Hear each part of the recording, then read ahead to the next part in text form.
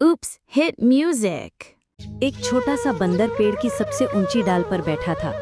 नीचे बाढ़ का पानी पसरा हुआ था और उसके माता पिता डर से उस पेड़ की जड़ों से चिपके हुए थे।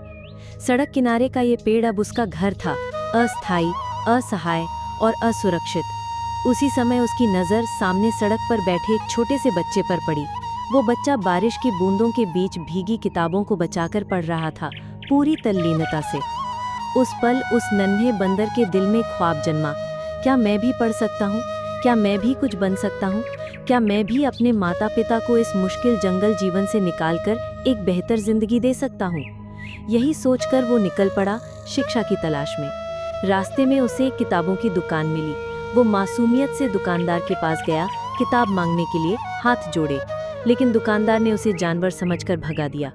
फिर वो एक छात्र से मिला, कोशिश की समझाने की कि वो भी पढ़ना चाहता है, लेकिन भाषा की दीवारें आड़े आ गईं। कोई समझ नहीं सका उसके मन की पुकार।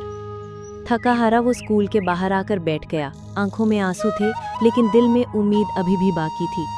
तभी एक छात्र ने उसकी तरफ ध्यान दिया और उसकी भावनाओं को समझा। उस छात्र ने इशारा किया, चलो प्रिंसिपल से मिलो। बंदर स्कूल में दाखिल हुआ, लेकिन उसे देखकर छोटे छोटे बच्चे डर कर भागने लगे। फिर वो प्रिंसिपल के कमरे में गया। प्रिंसिपल पहले तो डर गए, लाठी उठाई, लेकिन जब बंदर ने हाथ जोड़कर कहा, मैं भी पढ़ना चाहता हूँ, तो समय जैसे थम गया। प्रिंसिपल का दिल पिघल गया।